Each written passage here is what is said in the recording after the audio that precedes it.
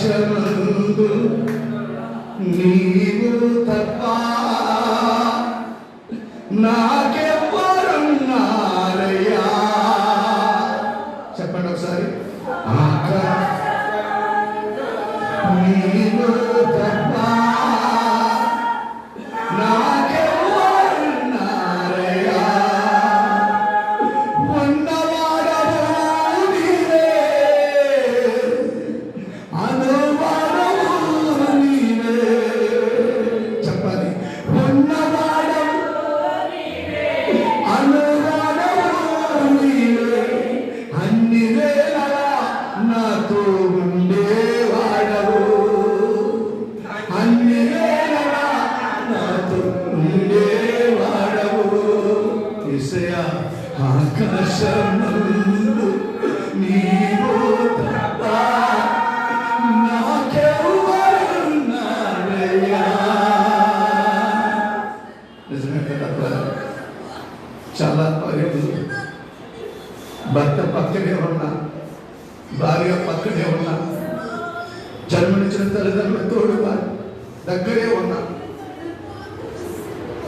నా మా అమ్మ అనుకున్న వాళ్ళు పిలిచేంత దగ్గరగా ఉన్నారు. సరి అయిన రీతిలో వారు స్పందించి ఆదరించి ప్రేమించినప్పుడు, తునీకరించబడినప్పుడు, తోలనాడబడినప్పుడు, మన అనుకున్న వాళ్ళే మన సేదరించుకున్నప్పుడు ఆకాశమందు నీవు తప్ప నాకెవ్వరున్నారయ్యా. ఆకాశ నిమిషం పలికి నీవు ఇలా ఊపుతూ ఇలా ఊపుతూ నాకెవ్వరున్నారయ్యా. ఉన్నవాడవు నీవే, అనువాడవు నీవే, ఉన్నవాడవు నీవే, అనువాడవు నీవే, అన్ని వేళలా నాతో ఉండేవాడవు, అన్ని వేళలా నాతో ఉండేవాడవు. చెప్పాలి. ఆకాశమందు నీవు తప్ప నాకెవ్వరున్నారయ్యా. ఉన్నవారు నాతో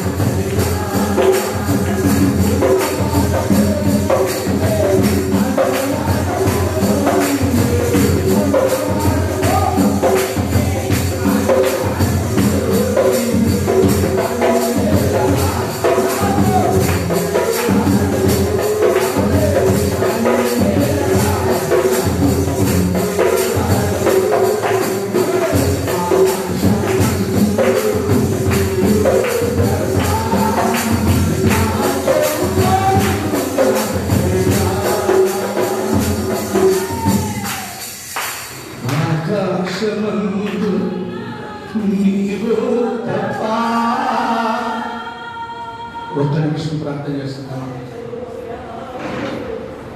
మన కళ్ళ ముందు మన వినికిడిలో ఎన్నో అపాయాలు, ప్రమాదాలు, దురవార్తలు, చెడు వార్తలు చెవులతో విన్నాం, కళ్ళతో చూసాం. తిరిగిరాని లోకానికి వెళ్ళిపోయిన మన స్వజనులను చూసాం, తెలిసిన వారిని చూసాం, పరిచయస్తులను చూసాం, ఆత్మీయులైన బంధుమిత్రులను కూడా చూసాం. ఇంకా దేవుడు తన కృప చేత, తన దయ చేత, తన ఉచితమైన ప్రేమ చేత హాస్పిటల్కి వెళ్ళలేదని కానీ, వారు చెప్పిన సూచన సలహా ప్రకారం టెస్టులు చేయించుకొని మందులు ఇంజక్షన్లు వాడలేదని కానీ నేను చెప్పట్లేదు. కానీ అలా ఎంత ఖర్చు పెట్టినా కూడా ఆయన కృప లేకపోతే మనం బతకగలమా? ఆయన దయ లేకపోతే మనం ఉండగలమా? ఆయన కనికరమ లేకపోతే మనం ఇలా సజీవంగా ఉండి ఆరాధించగలమా? ఒక్కసారి మనసారా నోరాలా నోటితో యేసు రక్తాన్ని చేసి రక్తమే చెబుతూ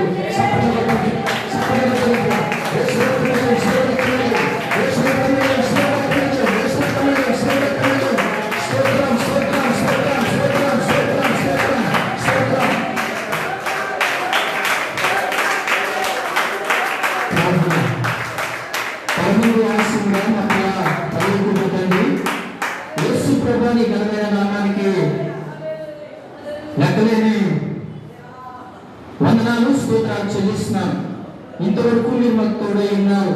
మీరెంతైనా నమ్మదగిన దేవుడు ప్రభువా, మీరు చేయబడిన దేవుడు తండ్రి. నాయన ఇశ్రాయేలును కాపాడువాడు కొనుగోలు నిద్రపోడని ఈ లేఖనం సెలవిచ్చిన దాని ప్రకారం మమ్మల్ని కాపాడుచు నడిపిస్తూ ఆదరిస్తూ పోషిస్తున్న దేవాలయ వందనాలు. ఎందుకు బలహీనతో లోకాన్ని వెంటాడుచున్నప్పుడు అయా మీరు మమ్మల్ని మాత్రమే కాదు లోకాన్ని ప్రేమించి సజీవులకు ఉంచేదండి నీ వందనాలు. అయ్యా నీకు ఏమి చూడని తీర్చగలం ప్రభు నీ వందనాలు. ఈ రోజు తండ్రి నాయన నీ పరిశుద్ధ దినాన నీ సన్నిధి వచ్చేది అయా తండ్రి నాయన ఎంతవరకు క్రమంగా తండ్రి నాయన ఆరాధన జరిగించిన దేవుని వందనాలు. వాటిలో మీరున్నారు, సాక్ష్యాల్లో మీరున్నారు తండ్రి నాయన, ఆరాధనలోకి మీరున్నారు తండ్రి నీ వందనాలు. నీ పక్షులు నీ దాసులు నిలబడవచ్చుండగా తండ్రి నాయన, నిలబడేది నీ దాసులు పలుకులేమో కానీ మీరు బలవంతులు తండ్రి నాయన, శక్తివంతులు తండ్రి నాయన, జ్ఞాపకం చేసుకోండి.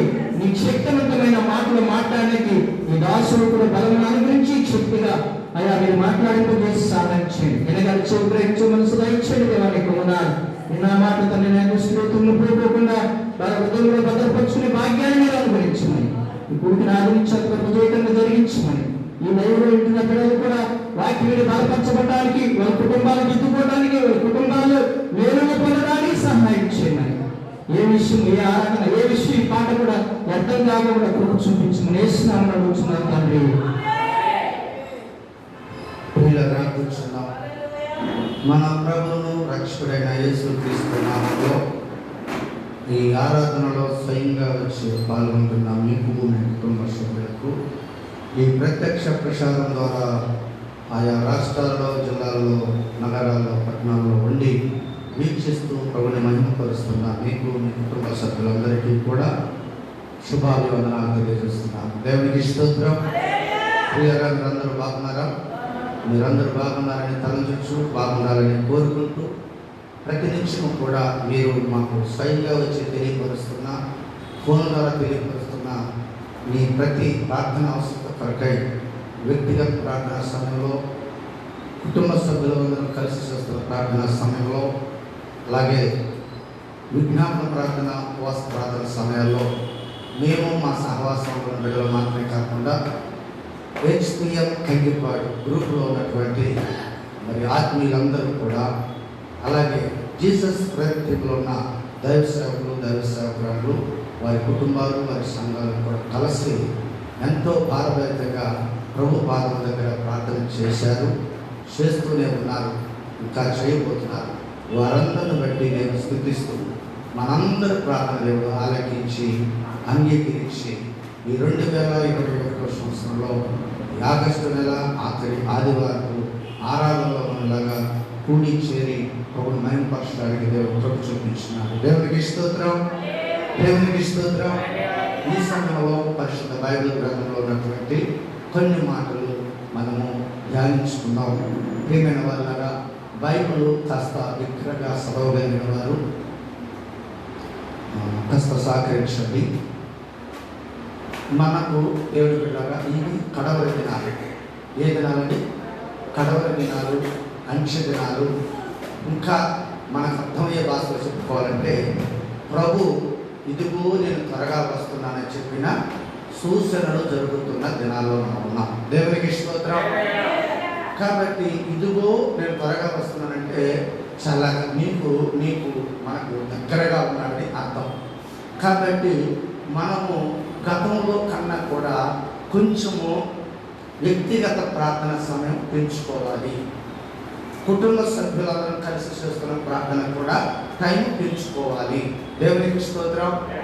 అనాలోచనగా లేక నిర్లక్ష్యంగా ఉండకుండా దేవుని పాదముల దగ్గరకు దేవుని బిడ్డారా మరి ఆదివార ఆరాధన క్రమాలకు, అలాగే విజ్ఞాపన ప్రార్థన క్రమాలకు, ఉపవాస ప్రార్థన క్రమాలకు ప్రభు చిత్తాన్ని బట్టి ఆయా సమయ సందర్భాల్లో మరి కొంతమంది ఆత్మీయులు ఏర్పాటు చేసుకున్న ఆ యొక్క ప్రార్థనా కూడికల్లో కూడా మనం పాల్గొని ఏకీవించాలని ప్రభు పేరిట ఏదైనప్పటికీ కూడా యేసు ప్రభువే నాకు నీకు మనకు మాదిరి. దేవునికి స్తోత్రం. నేను చేసినట్టుగా నువ్వు చేయొద్దు, నువ్వు చేసినట్టుగా నేను చేయను.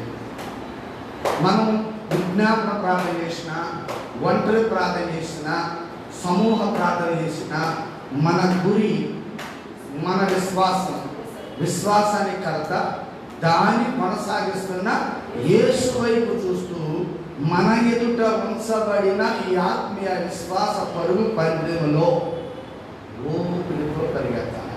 దేవుని స్తోత్రం చెప్పండి. ఈ పందానికి ఏం పనికిరాదండి? ఆయాసం పనికిరాదు, తొందరపాటు పనికిరాదు. దీనికి చాలా ఇది ఒక్క గంటలో, ఒక్క రోజుకి, ఒక వారానికి, ఒక సంవత్సరానికి పరిమితమైనది కాదు. ఈ భూలోకంలో మనం బ్రతికినంత కాలం, ఈ ఊపిరి ఉన్నంత వరకు, ఈ ఊపిరి మనల్ని దేహాన్ని వదిలిపెట్టి ఈ ఊపిరి ప్రభు రాజ్యానికి చేతపడి వెళ్ళిపోయేంత వరకు కూడా బ్రతికినంత కాలం ఈ క్రమాన్ని మనం కలిగి ఉండాలి. దేవునికి స్తోత్రం. చూడండి పిల్లరా, యెషయా గ్రంథం 53వ అధ్యాయంలో 12వ వచనం మాత్రమే కాస్త బిగ్గరగా చదవగలిగి ఉన్నవారు అపార్థం చేసుకోకుండా కాస్త గట్టిగా చదవడానికి ప్రయత్నం. అమ్మా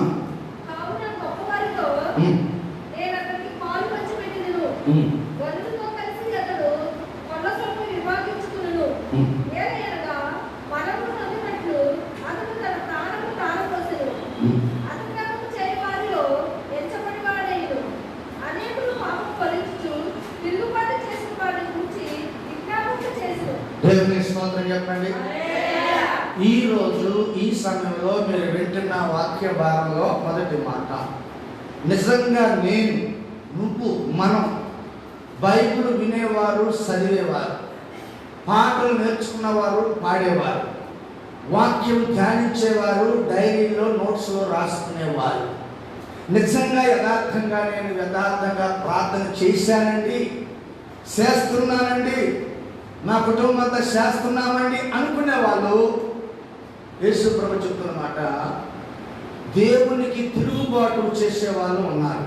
వారు ఎక్కడో బయట ఎక్కడో లేరు, నీ ఇంట్లోనే ఉన్నారు, నీతోనే ఉన్నారు, కలిసి జీవిస్తున్నాం.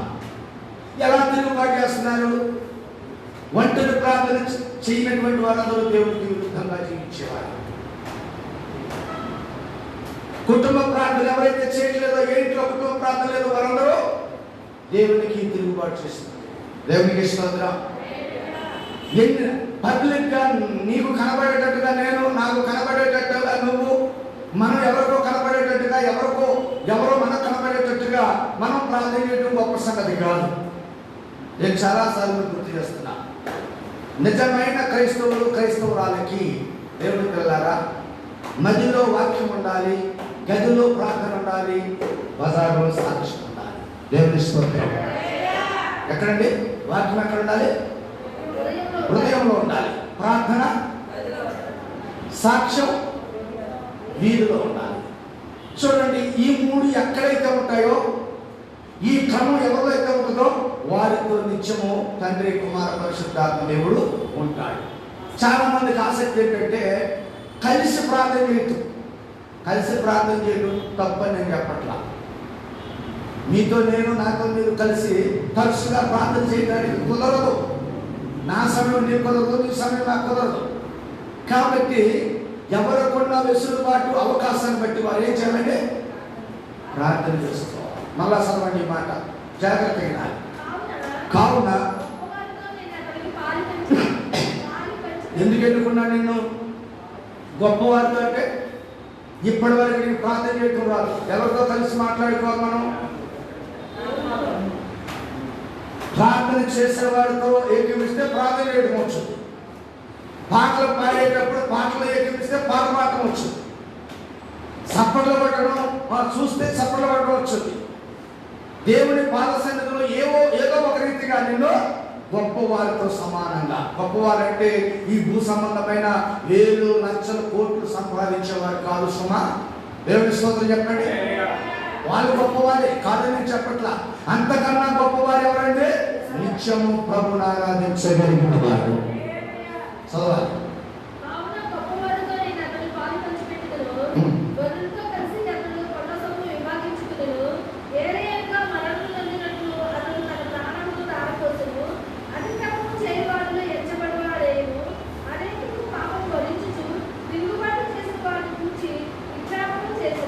చూడండి కదా, కొన్నిసార్లు ఏమొస్తుందో తెలుసా?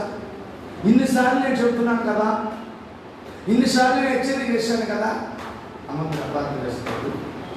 చదివేటప్పుడు నేను దాంట్లో బిట్టు చేస్తామంటే అపార్థం చేస్తున్నాను. హల్లెలూయా. అపార్థం చేస్తున్నాను అంటే మనకు అర్థమవుతుంది, వినే వాళ్ళకు కూడా వాక్యం వివరించలేకుండానే వాళ్ళకి అర్థమైపోతుంది చదివే వాక్యం. దేవుని స్తోత్రం. హల్లెలూయా. కాబట్టి దయచేసి ద్వారా ఇన్నిసార్లు హెచ్చరిక చేశాను కదా, నీ స్థితి మారట్లేదు, నీ నడక మారట్లేదు, నీ ఆలోచన మారట్లేదు, నీ తలపులు మారట్లేదు, ఇన్ని మార్లు చెప్పాను కాబట్టి నువ్వు లోపట్టలేదు కాబట్టి ఇక నీ కోసం నేను ప్రార్థన చేయను అంటారా? మీరైతే అంటారు, నేనైతే ఒక ఆయన ఎందుకు వచ్చాడు ఆయన అంటాడు, పాస్టర్ గారండి మీ దగ్గరికి వచ్చిన రోజు చూస్తేనే కొద్దిమంది, మీరు జ్ఞాపకం ప్రార్థన చేస్తేనేమో ఎంతమంది ఉన్నారు ఏంటంటే అంటాడు. దేవుని స్తోత్రం చెప్పండి. నేను అన్నాను, ఒక్కసారి నా హృదయంలో నుండి నా పెదాలు దాటి ఒక్కసారి ఒక తీర్మానం రాకూడదు. వచ్చిందంటే వాళ్ళు అనుకూలమా ప్రతికూలమా, వాళ్ళు వస్తారా రారా, ఉంటారా ఉండరా, వింటారా వినరా, ఏదైనప్పటికీ కూడా దేవుడి దగ్గర నేను వడంబడిక చేస్తున్నాను కాబట్టి ఆ వ్యక్తి కోసం, ఆ సమస్య కోసం, ఆ కుటుంబం కోసం నేను ఎప్పుడు ప్రార్థన చేస్తూనే ఉంటాను. చెప్పండి.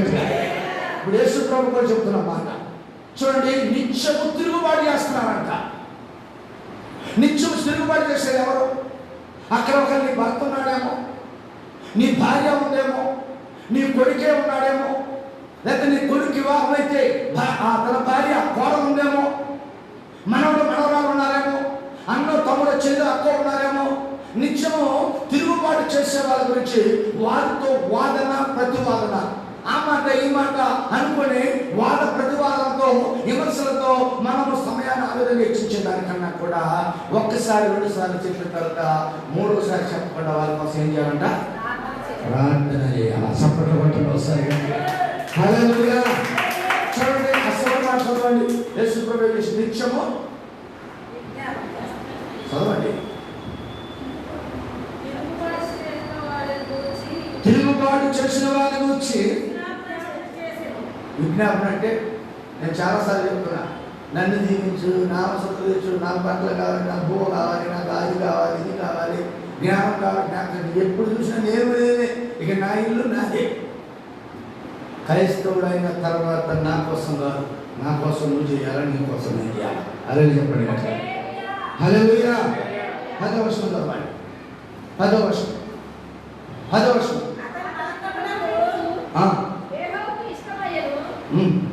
ఆయన అతనికి వ్యాధి కలుగజేసెను. అతను తనను తానే అపరాధ పరిహార బలిగా చేయగా అతని సంతానం మొదటి చదువు 10వ వచనం.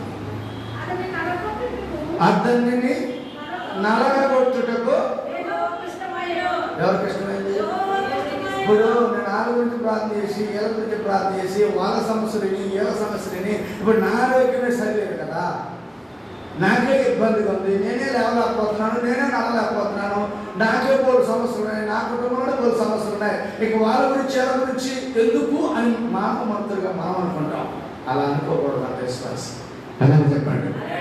అలా అనుకుంటే నీ ప్రార్థన అది నీ చుట్టే దొరుకుతుంది, పైకి వెళ్తాను. యేసుప్రభు ఎక్కడున్నాడు? నీ పక్కన ఉన్నాడా? నీ ఎదురింట్లో ఉన్నాడా? నీ అనుకోనింట్లో ఉన్నాడా? ఆకాశమందు వింటున్నాడు. ఆకాశమందు నీవు తప్ప నాకెవరున్నారయ్యా. అందరూ వద్దనుకున్నారు. ఒక క్రైస్తవుడు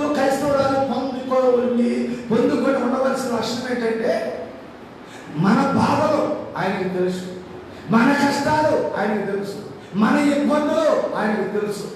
ఎన్ని ఇబ్బందులు ఉన్నా కూడా రోజుగా టీ తాగుతావా తాగవా, టిఫిన్ చేస్తావా చేయవా, టైం భోజనం చేస్తావా చేయవా, మధ్యాహ్నం భోజనానికి రాత్రి భోజనానికి మధ్యలో మళ్ళీ ఏదో ఒకటి కాస్త తింటావా తినవా, అన్ని బాగా ఉన్నాయి. ప్రార్థన మాత్రం నా సమస్యలే నాకు పోలు ఉన్నాయి.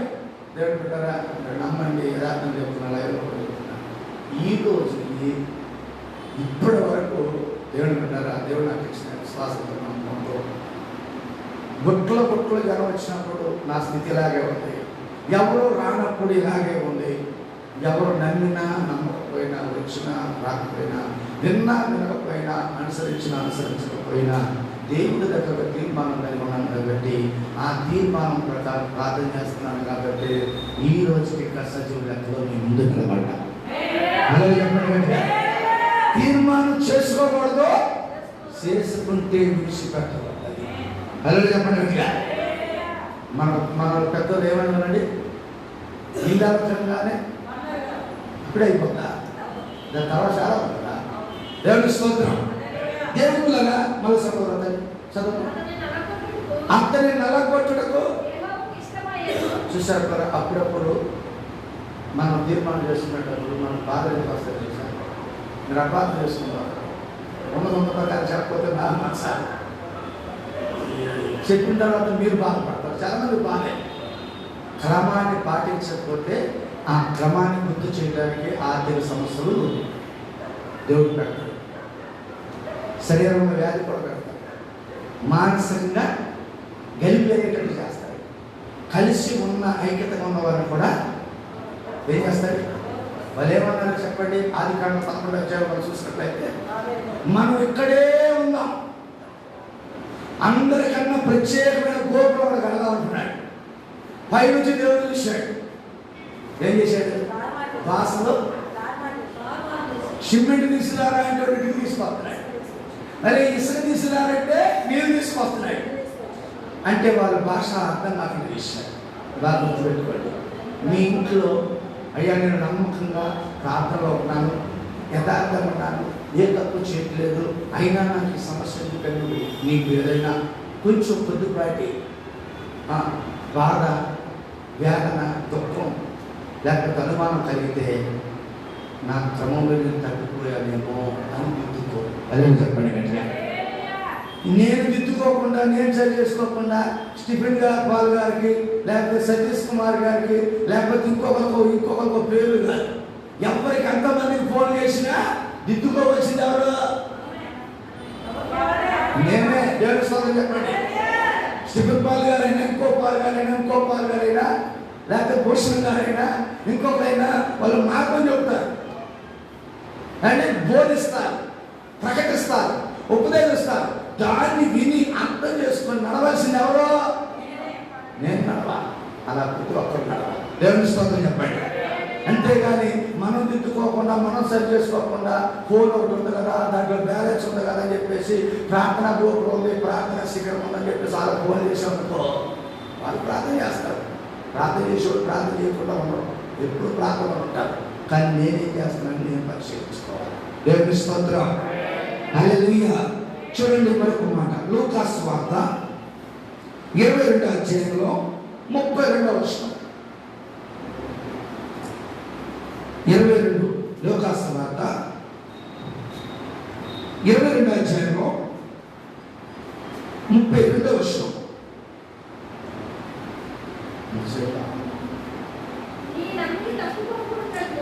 నీ నమ్మిక తప్పిపోకుండా ఉండునట్లు నేను నీ కొరకు వేడుకుంటుని. నేను మీ కొరకు వేడుకొంచి నీ మనసు తిరిగిన మీ మనసు తిరిగిన తర్వాత తర్వాత నీ మీ సహోదరులను స్థిరపరచమని చెప్పెను. స్థిరపరచాలి. ఇప్పుడు నేనేం చేయాలా? నా కంటికి కనబడే వాళ్ళు, నా చెవికి వినబడిన పరిస్థితిలో ఎవరైనా కొంచెం బలహీనంగా ఉన్నారు అనుకుంటే వాళ్ళ కోసం కొంచెం ఎక్కువ సమయం పెంచి ప్రార్థన చేయాలి. ఎవరి కోసం ప్రార్థన చేయాలా? ఇతర సంఘస్థుల గురించి కాదు. వాళ్ళు ప్రార్థన చేసుకోవడానికి వాళ్ళ సంఘం ఉంది, వాళ్ళు దైవ సేవకులు ఉన్నారు. చాలామంది ఇతర చర్చికి వెళ్ళే వాళ్ళకి, ఇతరుల నుంచి వెళ్ళే వాళ్ళకి, నీ సంఘంలో బలహీనలు ఎవరు లేరా? బాధలు ఉన్నవారు ఎవరు లేరా? ఏమంటే కష్టాలు ఉన్నవారు లేరా? హాస్పిటల్కి వెళ్ళి తగ్గని కుదరని వ్యాధులతో పీడించబడేవారు లేరా? దేవుడి స్తోత్రం చెప్పండి. ఇంట గెలిచే దేవుడి స్తోత్రం చెప్పండి. ఎక్కడ సమాచారం సేకరించరు, ఎక్కడెక్కడో పోగు చేసుకుంటారు. మంచిదే, నీకు అంత ఓపిక అంత శక్తి ఉంటే ముందు ఇక్కడ వాళ్ళ గురించి ప్రార్థన చేయాలి. దేవుడి స్తోత్రం చెప్పండి. నీ నమ్మిక చదమ్మా. నీ నమ్మిక తప్పిపోకుండా నీ నమ్మిక తప్పిపోకున్నట్లు నేను నీ కొరకు వేడుకుంటుని. నీ మనసు తిరిగిన తర్వాత నీ సహోదరులను స్థిరపరచమని చెప్పెను. చూసారండి, మన దేవుడు ఎప్పుడు ప్రార్థన చేసేవాడు. ఎవరైనా బలహీనంగా ఉంటే మనసు మాత్రం కాబట్టి ముఖాముఖి ఏదైనా మాట్లాడుకునేటప్పుడు బాధ కలిగి వాదనలు ప్రతివాదనలు సహజంగా జరుగుతూ ఉంటాయి. ఇక దాన్నే దృష్టిలో పెట్టుకొని ఆ సంఘాన్ని ఆ సందర్భమే మనసులో పెట్టుకొని ఇంక నేనేం ప్రార్థన చేస్తానులే అని పక్కన పెట్టద్దు. బాధ్యత పెట్టుకోండి. దండం పెట్టి చెప్తున్నా, బ్రతిమలాడి చెప్తున్నా ప్రేమైన వాళ్ళగా, బలహీనంగా ఉన్న నీ సహోదరుడి కోసం ఎక్కువగా ప్రార్థన చేయాలా? ఈ క్రమం ఎప్పుడైతే ఉంటుందో ఈ క్రమంలో అనేక అభ్యంతరాలు వస్తాయి, ఆటంకాలు వస్తాయి. దేవుడు పిల్లల చూడండి, అక్కడ 31వ వచనం. సీమోను సీమోను ఇదిగో సాతాను మిమ్మల్ని పడగొట్టి గోధుమల వలె జల్లించుటకు కోరుకుని కానీ మీ నమ్మిక తప్పిపోకున్నట్లు. చూసారు, కనబడుతున్నప్పుడు వాళ్ళ గురించి పబ్లిసిటీ చేయడం కాదు. ఫలానా కుమార్తె అంట, ఫలానా కుమారుడు అంట, వాళ్ళ ఇల్లు అంట, వాళ్ళ ఇంట్లో సమస్య అంట, వాళ్ళకి ఇంటి బాధలు అంట, వాళ్ళ ఆర్థిక సమస్య అంట. పేపర్ కన్నా, సోషల్ మీడియా కన్నా, ఫోన్ల కన్నా, టీవీ వార్తల కన్నా ఈయన ఎక్కువ పబ్లిసిటీ చేస్తుంటారు. కొన్ని బాధలు, కష్టాలు, పరిస్థితులు తెలుసుకోవటం, ఏమంటే వాళ్ళ ఓదార్చడం, వాళ్ళ కొంచెం ధైర్యపరచడం తప్పు లేదు. కానీ ఇదే తీసుకెళ్ళి పబ్లిసిటీ చేయకూడదు. సుమా దేవుడి స్తోత్రం చెప్పండి. దేవుడు పిల్లరా ఇక్కడ ఏమంటున్నాడు? సాతాను ఎవరైనా ఆదివారం రాలేదు, నీ పక్కనే కూర్చుని ఒక వారం తర్వాత కొన్ని వారాల నుంచి రాలేదు. ఎందుకు రాలేదు? నేను ఎన్నోసార్లు చెప్తున్నా, ఎప్పుడు చెబుతున్నా.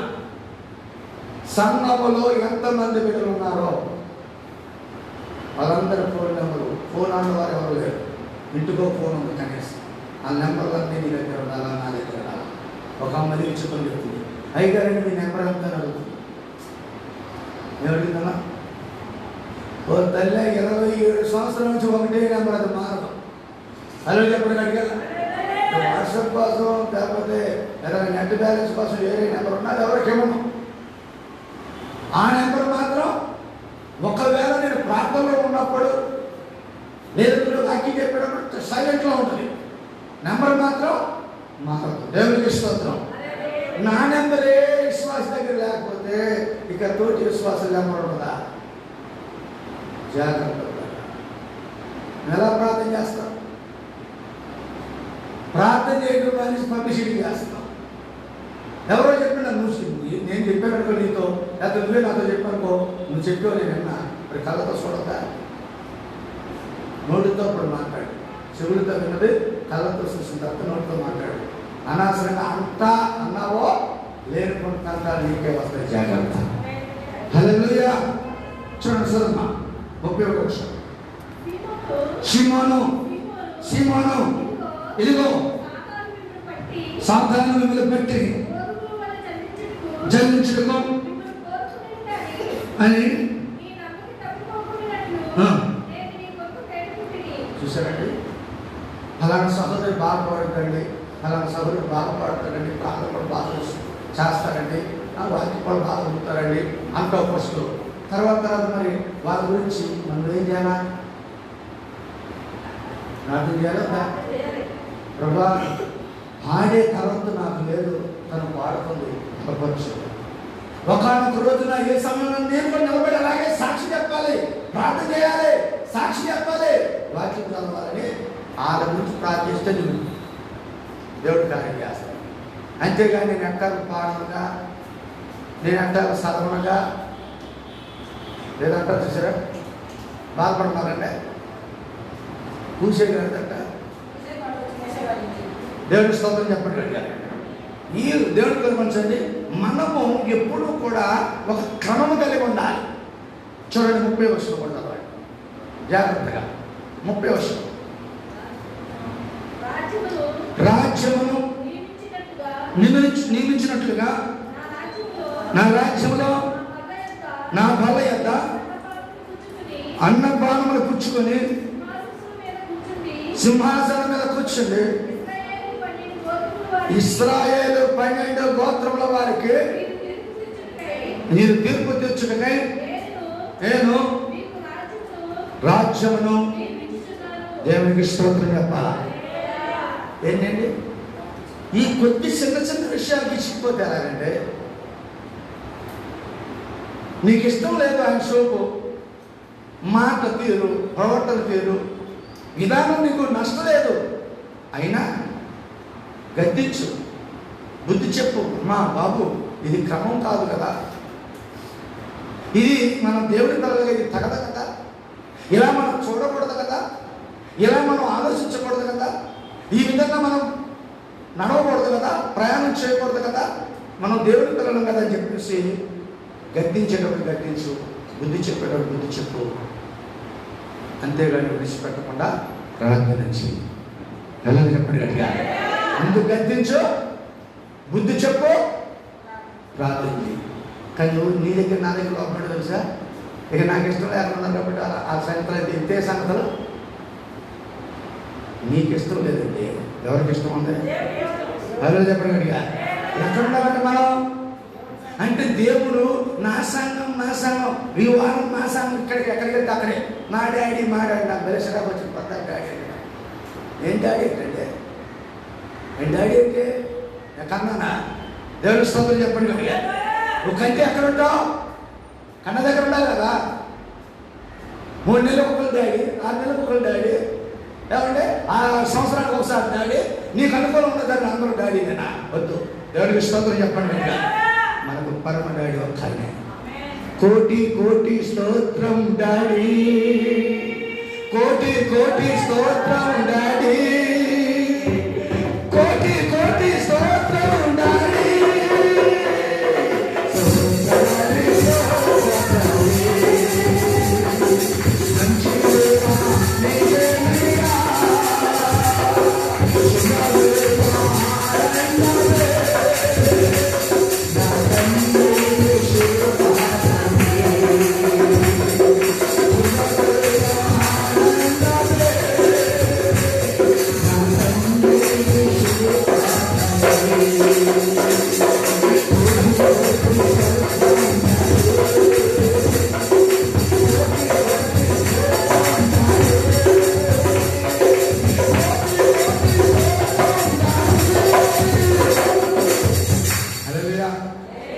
ఎన్ని స్తోత్రాలు చెల్లించినా ఆయనకే చెందాలా?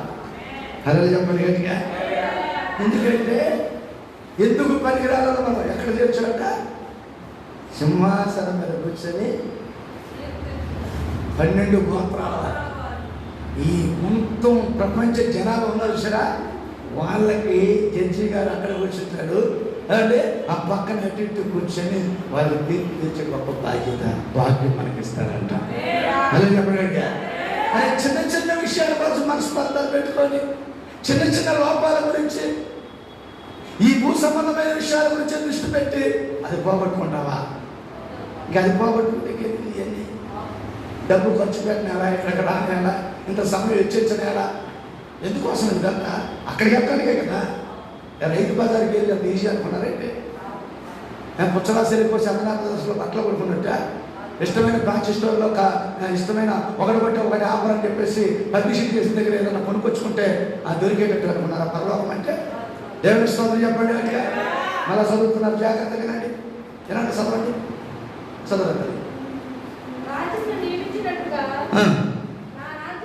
నా రాజ్యంలో నా పర్వయంతో అన్నపాలను కూర్చుని సింహాసనం మీద కూర్చుని ఇశ్రాయేలు 12 గోత్రముల వారికి మీరు తీర్పునిచ్చుటకై నేను మీకు రాజ్యం నియమించుచున్నాను. చూసారంటే నియమించుతున్నాను. మరి ఆ రాజ్యంలోకి వెళ్ళాలంటే అందరిని కలుపుకోవాలి. లేకపోతే మన ఏదంటారు శరీరంలో వడ్డిచ్చోడు అంటే చెప్పండి, వడ్డిచ్చోడు మనోడైతే దేవుడి పిల్లరా అది మాత్రం అవుతాడు. ఇంకా చాలా మంది మారలా, కొద్ది మారుతున్నారు. నా వాళ్ళు మా వాళ్ళు అనుకుంటే నట్టింట్లో కడతారు, కొంచెం పర్వాలేదు అనుకుంటే వాళ్ళు డ్రైవింగ్ వాళ్ళు. దేవుని స్తోత్రం చెప్పండి. దయచేసి ఆ పద్ధతి ఇంటి దగ్గర వద్దు, చర్చిలో వద్దు. దేవునికి స్తోత్రం చెప్పండి, చెప్పండి కనుక. చూడండి మన దేవుడు ఎలా చూస్తున్నాడు, సమానంగా చూస్తున్నాడు. సమానంగా చూసేటప్పుడు బలహీనంగా ఉన్నారు. వాళ్ళ బలహీనతల కోసం ఇలా ఉండకూడదు, అలా ఉండకూడదు గద్దించండి. వాక్యానుసారం బుద్ధి చెప్పండి, ఇది క్రమం కాదని చెప్పండి. మూడోసారి నుంచి ప్రార్థన చేయండి. మరి లేదు కాబట్టి వదిలిపెట్టొద్దు. వాళ్ళ కోసం ఏం చేయాలండి? దేవుని స్తోత్రం చెప్పండి. చూడండి మన దేవుడు చెప్పిన మాత్రది. ఈ సంఘం కాదని వేరే సంఘానికి వెళ్ళిపోయినంత మాత్రాన మర్చిపోయానా? మీరు మర్చిపోయారా? నేను మాత్రం మరో ఇప్పుడు జాగం మరవలేదు. నా ఆరోగ్యం సాధించకపోయినా, నాకు శక్తి లేకపోయినా, నాకు దేవుడు నేర్పించిన బోధ, ప్రకటించిన ఉపదేశించిన బోధ దైవ సేవకులు నేను నేర్చుకున్నాను కాబట్టి దానికి నేను పట్టుబడి నా బుద్ధిశాస్త్రాలకు ఉండాలి. అదే చెప్పినట్టుగా ఒక్కోసారి ఎంతమంది ఉండొచ్చు, ఎంతమంది లేకపోవచ్చు, ఏమండి అసలు లేకపోవచ్చు. ఈ రోజున దేశానికి స్వార్థ ప్రకటించే ఒక చిన్న పాత్రగా నిలబెట్టాను. పిల్లలు చెప్పండి గట్టిగా. అనేక మంది రాలేకపోవచ్చు, అనేక మంది చూస్తున్నారు, వింటున్నారు, నమ్ముతున్నారు. ఈ ఫోన్లో ప్రార్థన ద్వారానే, ఈ లైవ్ ప్రార్థన ద్వారానే దేవుడి కార్యాలు జరిగిస్తున్నారని చెప్తుంటే అది ఎవరో తెలియదు. దేవుని స్తోత్రం చెప్పండి. చూడలేదు. మరి ఈ స్థితిలో ఏమన్నారంటే దేవుడు కాదా, నా కుటుంబం కాదా, మీరు కాదు, నేను ఒక్కరిని స్థాయికి వచ్చేసానా? దేవుని స్తోత్రం చెప్పండి. ఇప్పుడు కూడా మనుషుల తర్వాత కొన్ని బాధలు ఉంటాయి, కొన్ని మనస్వార్థాలు ఉంటాయి. తరచుగా దాన్ని దృష్టిలో పెట్టుకోవద్దు. మనుషులు కాబట్టి అప్పుడు గుర్తుపెట్టుకుంటే తర్వాత మర్చిపోడు. మన దేవుడు మనకు కావాలి. అదే చెప్పండి. చూడండి పిల్లల, లూకా సువార్త 23వ అధ్యాయంలో 34వ వచనంలో మనందరికీ తెలుసు, చాలా చిరపరిచితమైన మాట. 23:34 లూకా సువార్త. నేరస్తులను సిలువ వేసిరి. తండ్రి వీరేం చేసినారో వీరెరుగురు కనుక దేవుని స్తోత్రం చెప్పండి. అప్పుడు జాక పిడుగు తిరుగు జరగలేదా? ఫుట్బాల్ గ్రౌండ్లో ఫుట్బాల్ ఆడుకున్నట్టు ఆడుకున్నారు లేదా? ముసుకేసి వెనకాల నుండి ఒకటి వచ్చి తన్ని వెనక ఎదరికి వచ్చి ఒకటి దండం పెడతా అంటాడు, నమస్కారం చేసి, నువ్వు దేవుడి కుమారుడు అయితే, యుద్ధ రాజు అయితే మేము తన్నాం. ఒకడు తన్నాం. ఎవరు తన్నారు మాలో నువ్వు చెప్పు. ఎంత ఎంజాయ్ చేశారండి, ఎంత ఎలా పనులు చేశారు. దేవుడి పిల్లల పనులండి. ఉమ్మి వేయలేదా? వస్త్రాలు తీసేయలేదా? 53 ముళ్ళు, ఇసుక ముళ్ళు, ఒక్కొక్క ముళ్ళు 300 పైన ఉంటా. ఎవరిని ధరించదు కదా. ఆ శిలువ బాధలో ఉండి కూడా ఆయన అంటాడు కదా, తండ్రి అంతకన్నా బాధ నీకు. ఒక సహోదరి, ఒక సహోదరుడు భర్త లేకపోతే అన్నో తమ్ముడో చెల్లో అక్కో మామో తోడుకోడలో ఆడపడుచో తోడలుడో అండ్ బామ్మరిదో తెలిసినాడు అయినవాడో లేకపోతే చర్చిలో పాస్టర్ గారో పాస్టమ్మో లేకపోతే ఒక సహోదరుడో ఏదో కొంచెం ఏదో అన్నాడు. దేవుడు బిడ్డరా, దానికోసం నేను ఇంత బాధపడి ఒంటరి ప్రార్థన మానేయటం సమంజసమా? నీ కుటుంబం అంతా కలిసి ప్రార్థన చేసుకోకపోవడం సమంజసమా? నీ కుటుంబం అంతా కలిసి బైబిల్ ధ్యానించక మానేయటం. చాలా మంది ప్రార్థన రాలేదంటే మనసు బాగలేదండి, ఏం బాగలేదు. మరి డాక్టర్ ఎందుకంటే జ్వరం వచ్చిన ఏం చేయాలా? నాకు జ్వరం వస్తుందండి, ఇప్పుడు రానండి, తర్వాత వస్తానంటే కుదురుతా? అడుగుతాను చెప్పు, ఎప్పుడు వెళ్ళాలా? దేవుని స్తోత్రం చెప్పండి. మరి చిన్న బాధ, చిన్న కష్టం వచ్చిందండి, మనుషులందరూ తనమ్మ. ఇప్పుడు 5 కొడుకులు ఉన్నారు, లేకపోతే మేమిద్దరం మాకిద్దరు అనుకుంటాం. ఇద్దరు ఒకలాగా ఉంటారా?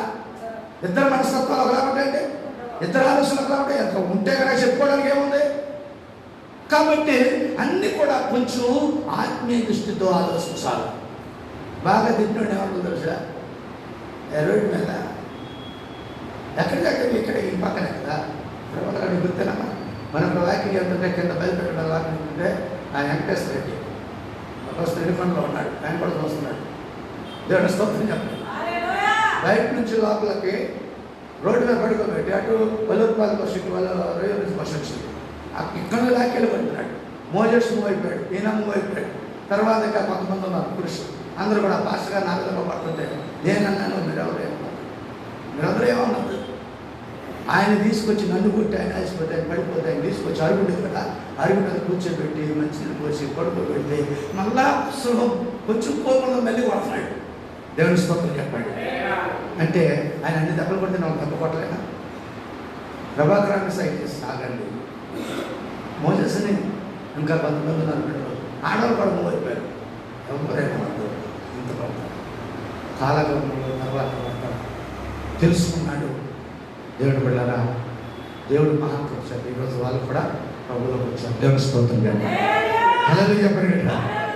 ఈ బలిపీఠం మీద అంతమంది 80 లక్షలు తీసుకొని నువ్వు ఇక్కడ షాప్ పెట్టించారని నేను లాక్యలో గొడవ చేసాడు చూశాను కదా. అది చెప్పండి. మరి ఇలాంటి సంగతులు ఎన్ని జరిగినాయి? ఏం చేసాం మనం? మీ పెరిగి అనుకుంటా కోర్టు ఎందుకు రమ్మంటే రాలేదు. చూడండి ఎన్ని జరిగినాయి. తర్వాత దేవుడికి లాగా ఉంచండి, తనకు తాను తెలుసుకున్నాడు. నేను ఎవరు అనుభవం ఎవరున్నానని మీరు ఏమనుకోవద్దంటే వాళ్ళు బతుకుంది. దేవుడి స్తోత్రం. కొంతమంది తెలిసి చేస్తారు, కొంతమంది తెలియక ఎవడో ప్రోత్సహిస్తుంటారు. అభిమానుడి కొంచెం ఆటను పెట్టు ఆనందపరుస్తుంది. ఎవరు ఏమన్నా కూడా తండ్రి మీరేం చేస్తున్నారు మీరే కనుక దేవుని స్తోత్రం చెప్పండి. ఒకటే బాధ్యత పెట్టుకుంటున్నారా?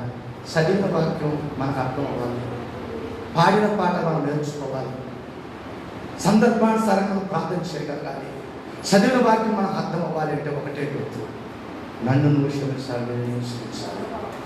ఎంత కఠినాత్మునైనా మనం యేసు ప్రభు కన్నా మనం క్షమించగలరా?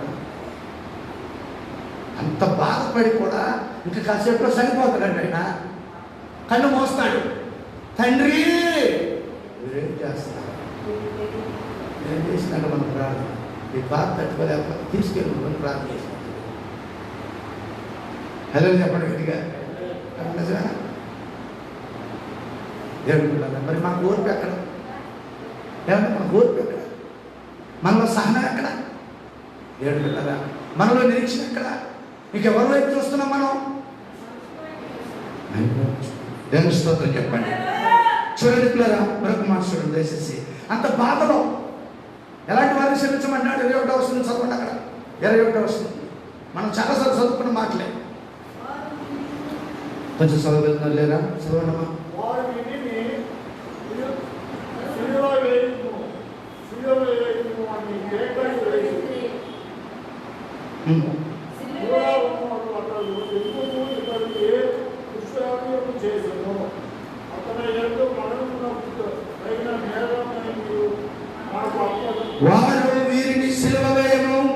సిలువ వేయము అని కేకలు వేసరి. 3వ మారు అతడు ఎందుకు ఇతడు ఏ దుష్కార్యము చేసెను, ఇతని యందు మరణము తగిన నేరమేమీ నాకు అగపడలేదు గనుక ఇతన్ని శిక్షించి విడుదల చేతులను వారితో చెప్పాను.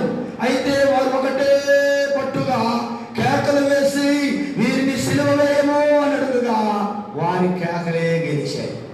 దేవుని స్తోత్రం చెప్పండి. ఆయన అర్థమైంది ఎవరికి? అక్కడ గవర్నర్ గారికి అర్థమైంది. మీరు సిలువ వేయమంటున్నారు, తగిన కారణం ఇక్కడ ఏం కనపడతలేదు కదా అని 3 సార్లు అడిగాడు. చూడండి, 3 సార్లు అడిగినా కానీ ఆయన చెప్పింది లేనట్లా మేమన్న ప్రకారం సిలువ వేసేయండి.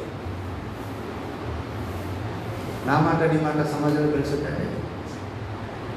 నా మాట నీ మాట గెలుస్తుందా? గెలవకపోయినా రోసం మనవద్దు, రోసం కలిగి ప్రార్థన చేద్దాం అంతే. ఎలా చెప్పడానికి వాడు తనేసాడు కాదు. నేను చూడండి, గవర్నమెంట్ గారు 21 వర్షం చదువుతాను.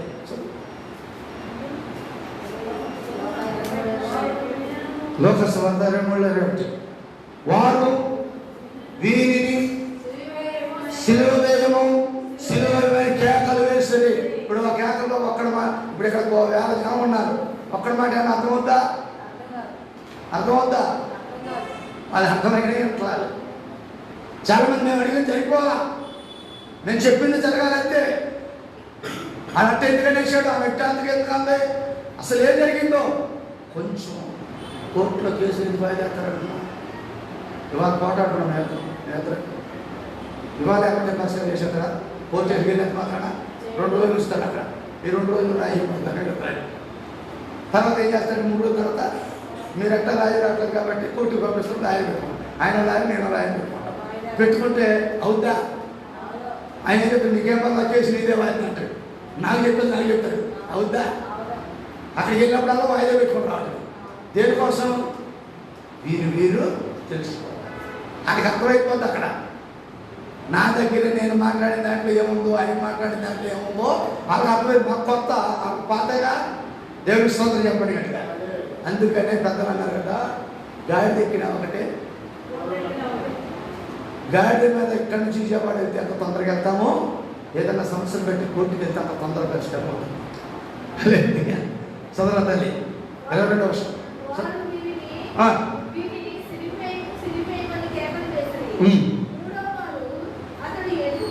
అసలు ఎందుకు మీరు ఎలాగా అరుస్తున్నారు? నేను చెప్తుంటే అసలు మీకు ఏమైనా అర్థం కావట్లేదు ఏంటని అడుగుతుంటే అసలు ఏం పట్టించుకోవట్లా. చదవండి. ఇతడు ఏ దుష్కార్యం చేసినో ఇతని ఎందుకు మరణమునకు తగిన నేరం నాకు అసలు అగుపడలేదు.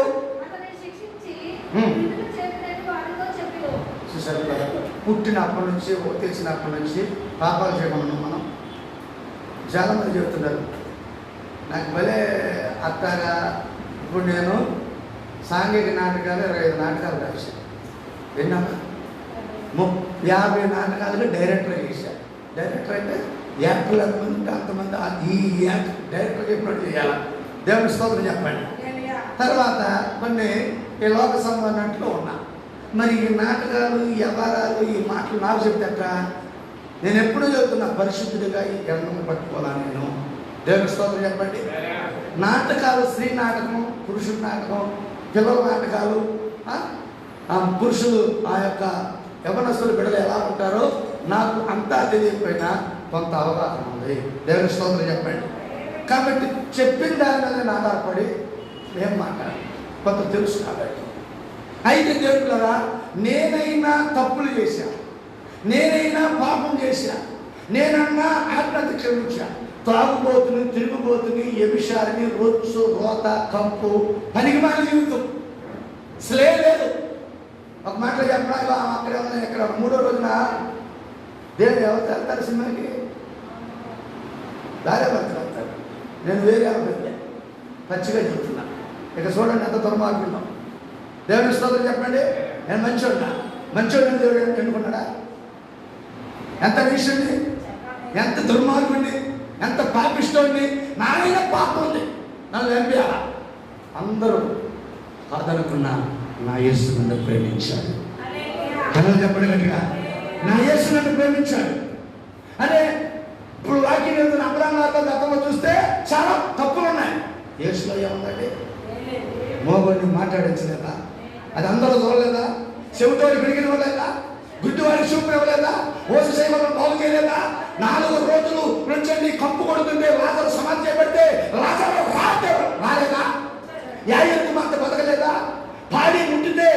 నాయని గ్రామంలో పేద విధవరాలు కుమారుడు బతకలేదా? గెరాసేన ప్రజలు ఆ ప్రాంతంలో 2000 దెయ్యాలు పట్టినోడు యేసు ఒక్క మాట విడుదల పొందలేదా? ఇవన్నీ విషయాలే. మరి కనీసం ఎందుకు నమ్మంటారయ్యా ఈయన గవర్నర్ గారు అంటే, నువ్వు చెప్పేది మాకు అనవసరం, నేను చెప్పాను కాబట్టి నువ్వు చెయ్యి అన్నట్టు చేస్తున్నారు. అదే చెప్పండి గట్టిగా హల్లెలూయా. చూడండి పిల్లరా, చదమ్మా 23.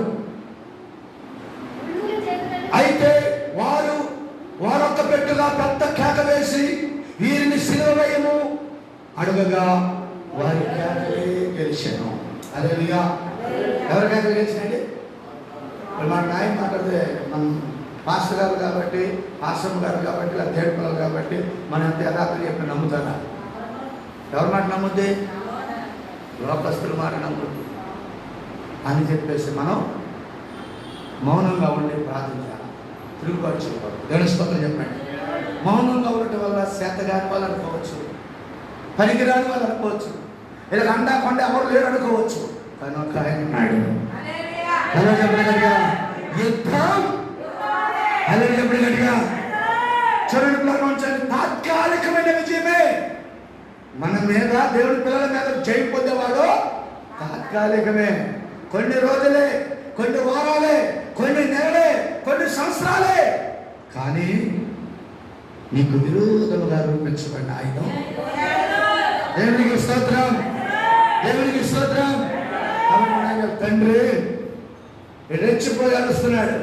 ఈ బజార్లో వాడుతుండే, బజార్లో బస్ స్టాండ్లో ఎందుకు పడుతున్నాడు? దిగుతుంది పట్టుకొని కొట్టేస్తున్నాడు వాడు. ఎలా నువ్వు సేవకుడువా, నువ్వు పాల్సినవా, నువ్వు తెల్లబట్టలేస్తావా? వాడు నన్ను ఎందుకు పడుతున్నాడు? నాకు నీటిలో పడుతున్నాడు. ఎవరో కూడా ఒక నేటంట పడుతున్నాడు అన్నాడు, కానీ అట్టా కొడతాడు అన్నాడు. ఈయన ఎందుకు పడుతున్నాడు, ఆయన ఎందుకు మాట్లాడినాడో నాకేం అర్థం కాదా. దేవుని పిల్లరా, తర్వాత నేను మౌనంగా వచ్చేసాను. దేవుని పిల్లరా, నన్ను కొట్టిన వారికి శిక్ష వెంటనే రావాలని నేను ఎప్పుడు కోరుకోలేదు. కానీ శిక్షించబడ్డాడు ఈ రోజున. అమ్మ మీ ఎదురుపడుతుంది బజార్, అందరూ కలిసి ప్రార్థనకి వెళ్తే ఏంట్రాను గట్టిగా చెప్తాను, సీగెత్తగట్టాను. ఆ సీగెత్తాగా ఉండిపోయింది. జెండా పైకి ప్రజలట్లు 3 నెలలంటా ఉండిపోయింది. గవర్నమెంట్ చెప్తే అదే చెప్పడం గట్టిగా, నేను కాదు అక్కడ నన్ను ఎందుకు గట్టిగా అనేది చెప్పాలి. కాబట్టి తెలుగుచండి, దేవుడు మనం ఏ మనసుగా ఉండాలండి? క్షమాపణ మనసు, సమాపణ. చూడండి, మరొక మనసు చదువుకుందాం. యోహాను రాసిన సువార్త 14వ అధ్యాయము 16వ వచనం. యోహాను రాసిన సువార్త 14వ అధ్యాయంలో 16వ వచనం.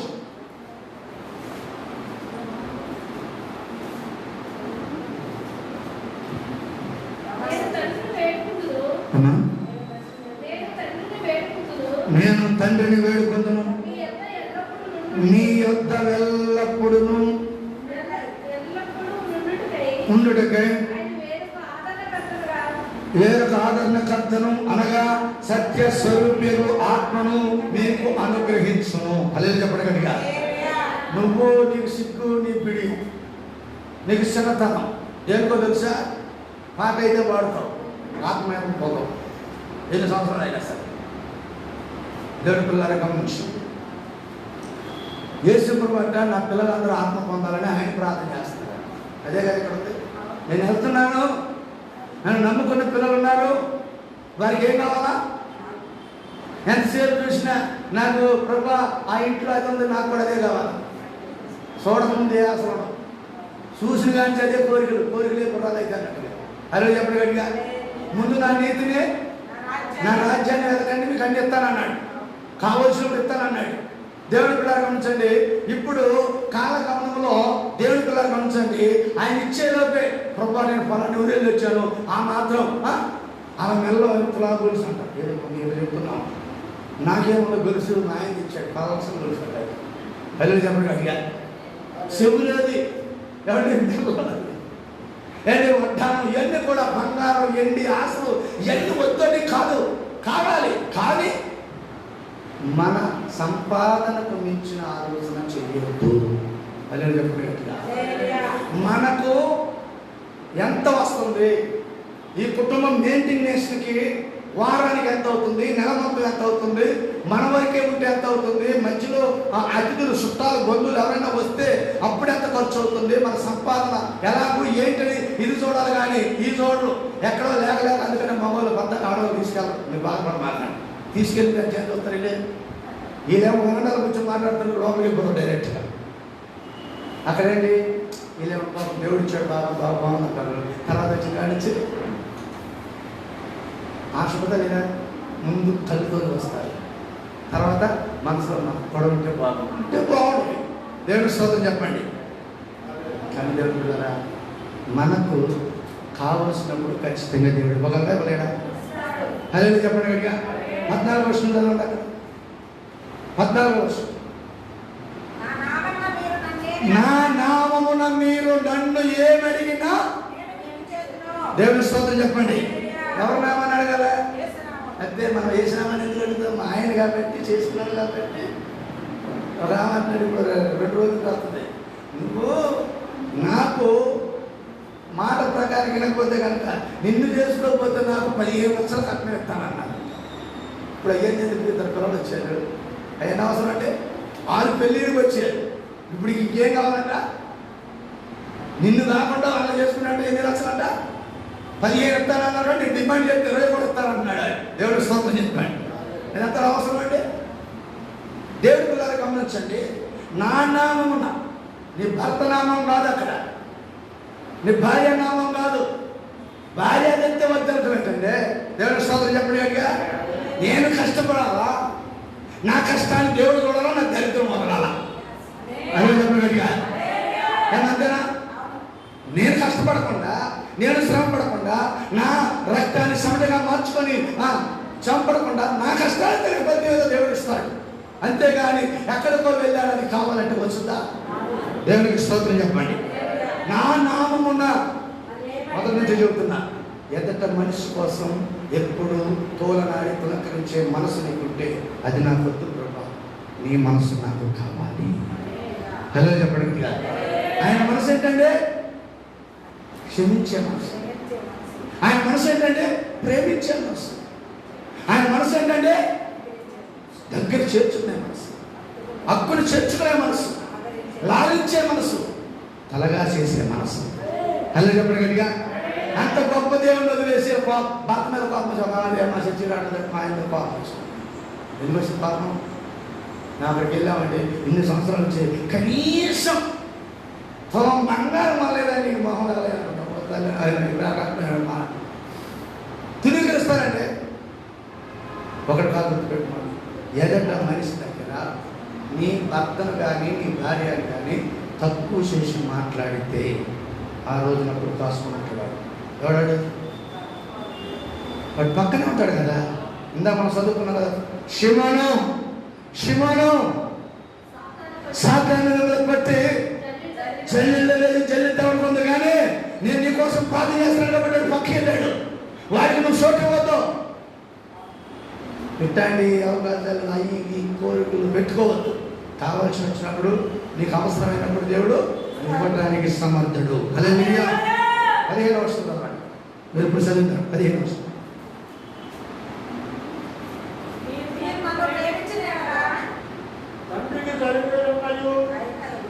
15 వర్షం. మీరు దేవుడిని ప్రేమిస్తున్నాను, బైబిల్ చదువుతున్నాను, పాటలు నేర్చుకున్నాను, పాడుతున్నాను, చర్చికి వెళ్తున్నాను, సప్పన పడుతున్నాను, సాక్షి చెప్తున్నాను, అది కాదు. ఆజ్ఞను ప్రేమించాలి. అలా చెప్పండి. ఆజ్ఞను ప్రేమించడం ఏంటి? చెప్పింది చెప్పినట్టుగానే వినా చెయ్యాలి. అది నెరవేర్చడం అంటే. దేవుని స్తోత్రం చెప్పండి. అంతేగాని చర్చిలోకి వచ్చిన బైబిల్ తెరిచాను, బైబిల్ విన్నాను, కొంతమంది కూడా మాట్లాడుకుంటూ ఉంటారు అటు ఇటు ఏంటో మాటలు. దేవుడు బిడ్డారా చదవండి. మీరు నన్ను ప్రేమించిన ఆజ్ఞలు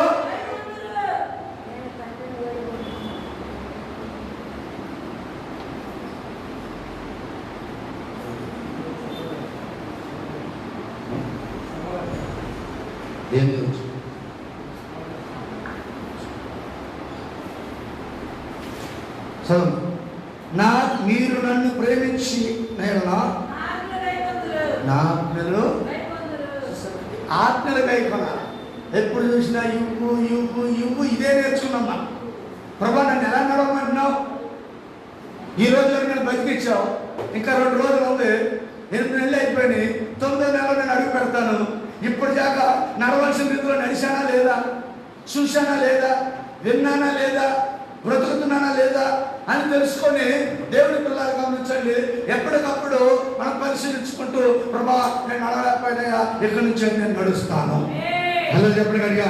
ఇప్పుడు అయిపోయింది, దాన్ని తవ్వుకోవద్దు, దాన్ని మరలా తలుసుకోవద్దు. అయిపోయింది, పాతలు కట్టించను అంతేగాని ఇక నాకు ఆలోచన అయిపోయింది, ఏదో అయిపోయింది కాబట్టి నేను తలెత్తుకోలేకపోతున్నాను, నేను తలెత్తుకొని తిరగలేకపోతున్నాను, ఎట్టి వద్దు. క్షమించగలిగిన యేసు దగ్గర ఉన్నావు. అందులో చెప్పండి గట్టిగా. క్షమించి హక్కును చేర్చుకునే దేవుడి దగ్గర ఉన్నావు. నీ కోసం నువ్వు కాదు, ఆయన కూడా ప్రార్థన చేస్తున్నాడు. అదే చూడండి, దేవుడిలో యోహాను రాసిన సువార్త.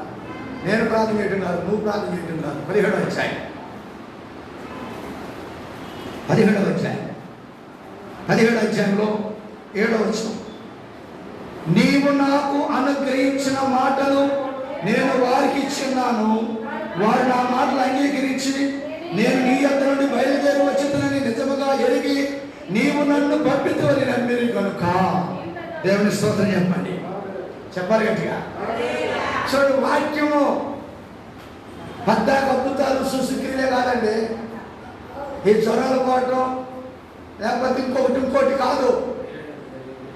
వస్తూ ఉంటాయి, పోతూ ఉంటాయి. నేను చెప్పాను కదా, ఎప్పుడైతే మీరేమన్నా అనుకోండి, దేవునికి చెందవలసినదే సమయము దేవుని సన్నిధిలో ఉండాలి.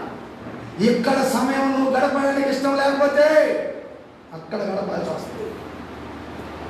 ఎక్కడ దేవుని బిడ్డలారా బాగా అర్థం చేసుకోండి. దేవుడి మాటలు వింటానికి నీకు ఇష్టం లేకపోతే ఇతర లోక మాట్లాడేటట్టుగా చేస్తారు. జాగ్రత్త. చూడండి, చదువుమా చదువు 7వ వర్షం. నీవు నాకు అనుగ్రహించిన మాటలు ఇచ్చి ఉన్నాను, నీ యొద్ద నుండి బయలుదేరి వచ్చిందని నిజముగా ఎరిగి నన్ను నమ్మాలవుతా. నన్నే కాదు, ఏ సేవకుడైనా దేవుడు ఎవరైతే మరి ఏర్పడతారు నమ్మవాడు. దేవుడు పిలిచిన సేవకుడు, దేవుడు ఏర్పాటు చేసుకున్న సేవకుడు, అభిషేకించబడిన సేవకుల కన్నా కూడా ఈ రోజున ఖచ్చితంగా 3 పాటలు నేర్చుకొని 4 పాటలు నేర్చుకొని నీ ఇంటికి వెళ్ళమన్నాడు, నీ కుటుంబాన్ని దర్శించమన్నాడు, నీ కోసం ప్రార్థన చేయమన్నాడు అని తమకు తాము ఏర్పాటు చేసుకున్న వారి సేవకులు కూడా ఈ రోజున అసలు సేవకుల కన్నా కూడా ఇలా కూడా తమకు తాము సిద్ధపడి వచ్చేవారు ఎంతమందో ఉన్నారు, ఎక్కువ మంది అదే ఉన్నారు. దేవునికి స్తోత్రం. కానీ ఇక్కడ యేసు ప్రభువు నేను మొదలే చెప్పా, మనకు సరి అయిన మాదిరి యేసు ప్రభు. ఆయన మాదిరిలో మనం ఉంటే నిజమైన సేవకుడు ఎవరో, సమర్పణ కలిగి సేవ చేసేవాడు ఎవరో, ప్రతిష్ట కలిగి సేవ చేసేవాడు ఎవరో, అవసరమైతే ఆకలి దప్పులతో తన దేహము క్షీణించిపోతున్నా, తన ఆరోగ్యం క్షీణించిపోతున్నా, తన కుటుంబానికి ఏ వసతి సౌకర్యం లేకపోయినా చెప్పిన విషయాన్ని భారం కలిగి బాధ్యత కలిగి ప్రార్థన చేసే సేవకుడు ఎవరు అని కొన్ని వారాలు వెళ్ళిన తర్వాత కాదు, కొన్ని నెలలు వెళ్ళిన తర్వాత కాదు, కొన్ని సంవత్సరాలు వెళ్ళిన తర్వాత కాదు, మొదటి దేవుడు ఎక్కడికి వెళ్ళాలో అక్కడ చూపిస్తాడు దేవుడు. అదే చెప్పిన కనుక చాలా మంది చూడండి, నాకు అడగట చేతులు కాళ్ళ పట్టుకున్నాడు. ఏంటి మీరు ఇట్లాంటిది అనుకోలేదండి, ఈ సంఘం ఎలాంటిది అనుకోలేదండి, ఎవడమన్నాడండి. ఇక్కడ వాక్యం ఏం చెబుతుందండి? వాక్యం బాగా అద్భుతాలు కాదు, బాగానే సూచక్రియలు కాదు, నేను ప్రార్థన చేయటం కాదు, మీరు ఎవరు ప్రార్థన చేసినా దేవుడు కార్యం చేస్తాడో చేయడం. అదే చెప్పండి కనుక యేసునామములో పవర్ ఉంది, యేసునామములో శక్తి ఉంది, యేసునామములో నువ్వు స్మరించగానే ఆ ఆత్మ దిగి వచ్చింది. ఏమైనా స్తోత్రం చెప్పండి. 9వ వచనం. నేను వారి కొరకు ప్రార్థన చేస్తున్నాను, లోకము కొరకు ప్రార్థన చేయట్లేదు. నీవు నాకు అనుగ్రహించిన వారు నీ వారైనందున. అదేమో స్వార్థం అంటారు. మీరేమనుకుంటారు? ఇప్పుడు చాలా బాగా అందరూ వాళ్ళు ప్రార్థన ఇప్పుడు ఏం చేసుకున్నట్టు అన్నాడు. బైబిల్ బాధలు మాట అందుకని వెళ్ళే ముందు అని చెప్పాడు, ఎవరు పెడతారు ఒక ప్రార్థన చేస్తాను. నేను ముందే చెప్తున్నాను, ముందు నీ కుటుంబం, నీ వ్యక్తిగత ప్రార్థనలో నీ సమస్యల కోసం ప్రార్థించి ఒప్పుకో. రెండవది నీ కుటుంబ సభ్యులు నీ రక్త సంఘాలకు ప్రార్థన చేయి. మూడవదిగా నువ్వు ఏ సంఘానికి వెళ్తున్నావు ఆ సంఘ సభ్యుల కోసం ప్రార్థన చేయి. ఈ 3 క్రమం ఉంటే నీకు సమయం ఉందా, సమయం పోనించుకోకుండా సమయం ఉంది కాబట్టి ఎందుకు ఇలా వ్యర్థంగా ఉండాలని సమయం ఉంటే కనుక ఎక్కడికన్నా వెళ్ళు, ఆల్ డినామినేషన్ దేవుడు మాట్లాడటానికి వెళ్ళు. కానీ ఇది మాత్రం చేసు. ఇది చేయకోకుండా ఇక అడి తిరిగి ఏం చేస్తాగా అలసిపోతుందా? కానీ మనసులో వచ్చిందా రాదా? అడి తిరిగి వచ్చినప్పుడు ఇంటికి పని ఉంటుందా ఉండదా? ఈ పని చేసుకోవాలా లేదా? మరి ఇప్పుడు ప్రార్థన నీ కోసం ప్రార్థన ఎప్పుడు చేస్తావు? నీ కుటుంబ సభ్యుల కోసం ఎప్పుడు ప్రార్థన చేస్తావు? నీ సంఘస్థుల కోసం ఎప్పుడు ప్రార్థన చేస్తావు? నేను అందరి కోసం ప్రార్థన చేయాలి. అక్కడ చూడండి, లిస్ట్ పెట్టుకోండి, చదవాలి. నేను సంతోషం నేను వారి కొరకు ప్రార్థన చేయుచున్నాను, లోకం కొరకు ప్రార్థన చేయట్లేదు. నీవు నాకు అనుగ్రహించి ఉన్నవారు నీవు వారైనందున వారి కొరకే ప్రార్థన చేయుచున్నాను. దేవుని స్తోత్రం చెప్పండి. కొంతమంది బిడ్డలు ఉన్నారు, కొంతకాలం వచ్చారు, ఆగిపోయారు. ఏమంటే ఒకరోజు ప్రార్థన చేయాలి చేద్దా? నా వల్ల కదా. ఇప్పుడు మా నాన్న ఎప్పుడో చచ్చిపోయాడు, దేవుడు తెలుసు. ఆయన పేరు శ్రీరాముడు, మా అమ్మ పేరు నాగమ్మ. వాళ్ళు హిందువులు. దేవుని స్తోత్రం చెప్పండి. ఇప్పుడు ఆడుకోడుకుంటారే ఆడుకోడుకుంటాను మీ నాన్న అదే ఉంటుందా ఉండదా? శరీర ఆ నాన్నగారు ఇప్పుడు సలహా చేయడం నాన్నగారి పేరు. దేవుని స్తోత్రం చెప్పండి. మనం భూలోకంలో పుట్టిన ప్రతి ఒక్కరికి దేవుడి పిల్లలు గమనించండి, 3 తండ్రులు ఉంటారు. బాగా పెట్టుకోవాలి. ఒకటి భూలోకంలో పుట్టించిన శరీర సంబంధం తల్లిదండ్రులు, 2 ఆత్మ సంబంధంగా పెంచిన సంఘ కాపరులు, 3 పరమ తండ్రి. చెప్పండి గట్టిగా. దేవుడి పిల్లలు గమనించండి, ఇదేమి తెలియకుండా అంతా దేవుడి చెప్తూ అంటుంటారు. నాకు వెళ్ళే బాగా శరాబ్ కూడా వచ్చింది, కోపం కూడా వచ్చింది. ఎట్లా ప్రార్థన చేస్తున్నాడు ఏసయ్య? 14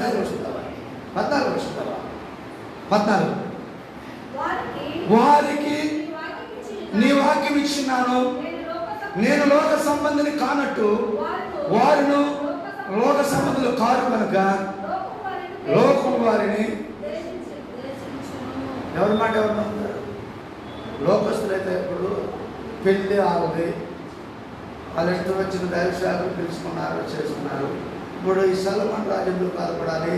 ఆ జీవం ఎందుకు బాధపడాలి? ఎప్పటి నుంచో మొదటి నుంచి ఉన్న తల్లిదండ్రులు వీరు కదా, సేవకులు వీరు కదా. మనం వెళ్ళకపోయినా మన కోసం ప్రార్థన చేస్తున్నారే, పిలవగానే ఏ టైం అయినా వచ్చి ప్రార్థన చేస్తున్నారే. ఇలాంటి దైవశాఖలు మనం మర్చిపోవడం సమస్య కాదని ఈ చెప్పాల్సిన రీతిలో ఏం చెప్పాడు, ఆమె చెప్పాల్సిన రీతిలో ఆమె చెప్పింది. అయినా వాళ్ళు పట్టించుకోవాలి. దేవుడి పిల్లలు గమనించండి, ఎందుకంత బాధపడి సాక్షి చెప్పాలి వాళ్ళు.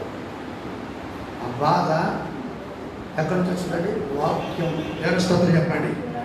వాక్యం అనే విత్తనం వేసా, వాక్యం అనే విత్తనాలు వెదజల్లా. తెలుసుకుంటారు, ఒకరోజు వచ్చింది, ఒకరోజు వస్తుంది. చూడండి మళ్ళా చదవ తల్లి,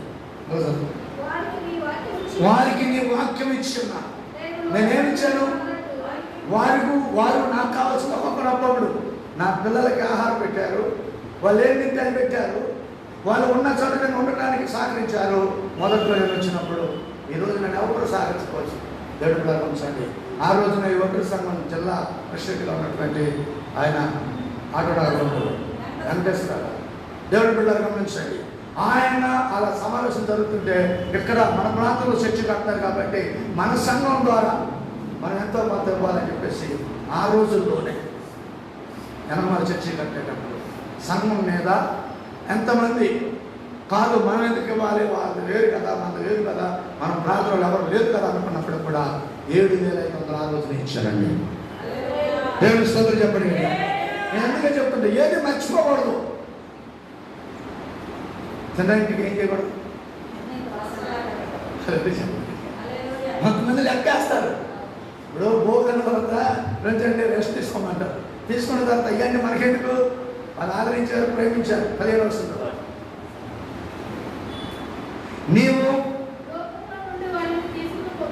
లోకములో నుండి తీసుకొని పొమ్మని నేను ప్రార్థించట్లేదు కానీ వారిని కాపాడని ప్రార్థిస్తున్నాను. నువ్వు ఆగమ్మా, నువ్వు చదువు.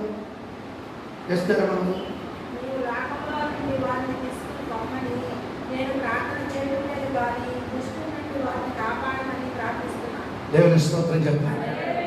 ఎవరు ఏ బాధలో ఉన్నా, ఏ కష్టంలో ఉన్నా, ఎంత ఇసుకొచ్చేసినా, ఎంత బాధ వచ్చినా, ఏ సలహా చెప్పకపోయినా పర్లేదు, కానీ ఎదుట మనిషి ఆ బాధలో ఎలా క్షీణించుకోవాలని మాత్రం కోరుకోవద్దు. అలాంటి ప్రార్థన చేయవద్దు. అలాంటి ప్రార్థన చేస్తే అక్కడున్న బాధ కూడా నీకు వచ్చేది. జాగ్రత్త. హలో చెప్పండి. ఎవరికో ఏదో నష్టం జరగాలి, కష్టం జరగాలి, దుఃఖపడాలి, ఇక గలిబిలైపోవాలి, గందరగోళం అయిపోవాలి. ఎవరి గురించి దయచేసి దండం పెట్టి చెప్తున్నాను, అలాంటి ప్రార్థన చేయొద్దు. చచ్చిపోమని పల్లెటూరులో గతంలో ఉన్నట్ట, నీ పురుగు ముట్ట, నువ్వు గట్టు మీద వెళ్ళేటప్పుడు నీ పాము ముట్ట, పురుగు ముట్ట, నువ్వు యాసైతే సావా, ఈ ప్రార్థన చేసేవాడు. ప్రార్థన కూడా పల్లెటూరులోకి వచ్చిందే, నాకు కూడా తెలుసు అలాంటి అలాంటి ప్రార్థన చేసేవాడు. అదే చెప్పండి. మనం ఎవరు ఏం తెలుసుకున్నాం అంటే జ్ఞానం లేని వాళ్ళమా? సమాజంలో ఉన్నావా లేదా? సమాజంలో బతుకుతున్నావా లేదా? వాక్యం చెప్పే దమ్ము ధైర్యం కలిగిన సేవకులు ఉన్నారా లేదా? అలా చెప్పండి. కనుక తెలియకుండా ఉన్న సేవకుల దగ్గర మనం పెంచుకుంటున్నామా? ఎలాంటి సేవకులు పెరుగుతున్నాం?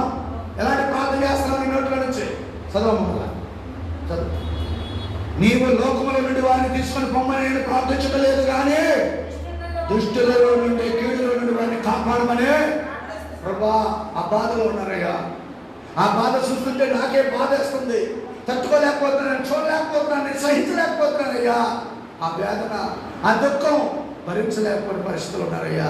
విడిపించయ్యా, క్షమించయ్యా, కనికరించయ్యా, రక్షించు ప్రభు అని చెప్పేసి ప్రార్థన చేయాలి. చేయటం చేత కాకపోతే హ్యాపీ మౌనం ఉంటాయి. కోతుకోమని చూసారుగా, అది మనం చెప్పాలి. కోతుకోమంటే చెడు వినవద్దు, చెడు మాట్లాడద్దు, చెడు చూడద్దు. దేవుని స్తోత్రం చెప్పండి. వినవద్దు, చూడొద్దు, దేవుని స్తోత్రం చెప్పండి. క్రైస్తవుడుగా దీవెన వస్త్రాలు రావాలి, కానీ శాపం వస్తానంటే హల్లెలూయా. చూడండి, కొంచెం మరొక మనసులండి త్వరగా. రోమా పత్రిక 8వ అధ్యాయము 34వ వచనం. రోమా పత్రిక 8:34. శిక్ష విధించు వాడెవడు? చనిపోయిన క్రీస్తు యేసే. అంతేకాదు మృతుల్లో నుండి లేచిన వాడు, దేవుని కుడిపార్శ్వమున ఉన్నవాడు, మన కొరకు విగ్రహం కూడా చేయవాడున ఆయనే. ఏదన్నా తప్పు జరుగుతుందంటే మనం శిక్షించేది ఎవరు? దేవుడే. మళ్ళీ క్రమపరిచేది ఎవరు? నేను చెప్పాను కదా, దేవుడే. మీరు బాగా గుర్తించాలి. గుర్తించట్లేదు. నేనైనా, నువ్వైనా, మనమైనా గుర్తుపెట్టుకోవాల్సిన ఎవరో తెలుసా? క్రమము, ఒక క్రమంలో వస్తామనుకున్నాం, రావట్లా. ఉంటాననుకున్నాం, ఉంటలా. నడుస్తామనుకున్నాం, నడుస్తున్నా. చేస్తామనుకున్నాం, చేయట్లా. కాబట్టి ఆర్థిక సమస్యలు రిపీట్ అవుతాయి, శరీర వ్యాధి బాధలు రిపీట్ అవుతాయి, ఏమంటే మానసిక ఒత్తిడి రిపీట్ అవుతుంది, మొత్తం రిపీట్ అవుతుంది. అప్పుడు నువ్వేం చేయాలి తెలుసా? బాధలు ఎక్కువైపోతున్నాయి, బాధలు తగ్గించేవాడు ఎవరు? వారాల ప్రార్థన కోసం చూడదు. అలా చెప్పడం గట్టిగా ఉన్న చోట వాక్యాన్ని గుర్తుపెట్టుకొని నీ తీర్మానం జ్ఞాపకం చేసుకొని, దేవుడు నీతో మాట్లాడిన సందర్భం, నీకు ఇచ్చిన విడుదల స్వస్థత జ్ఞాపకం చేసుకొని, ప్రభా నేను ఎక్కడ వేసుకు తప్పిపోయానో నాకు చూపించయ్యా, నాకు గుర్తు చేయయ్యా, నేను ఒప్పుకుంటానయ్యా, నేను విడిచిపెడతాను ప్రభా, నీ సాక్షిగా బ్రతుకుతానంటే చూపిస్తాడు. అదే చెప్పండి గట్టిగా. చూడండి, శిక్షించేవాడు ఆయనే, మన కోసం ప్రార్థన చేసేది కూడా ఆయన. హల్లెలూయా. నేను ఎంతసేపు చేస్తాను, నువ్వు ఎంతసేపు చేస్తావు, మనం ఎంతసేపు చేస్తావు ప్రార్థన? ఆయన నిత్యము ప్రార్థన చేస్తున్నాడు. హల్లెలూయా చెప్పండి గట్టిగా. చూడండి మరొక మాట, 35వ వచనం. క్రీస్తు ప్రేమ నుండి మనల్ని ఎడబాపు వాడెవడు? శ్రమ అయినను, బాధ అయినను, హింస అయినను, కరువైనను, వస్త్రహీనతైనను, ఉపద్రవమైనను, ఖడ్గమైనను మనను ఎడబాపునా. అదే చెప్పండి గట్టిగా.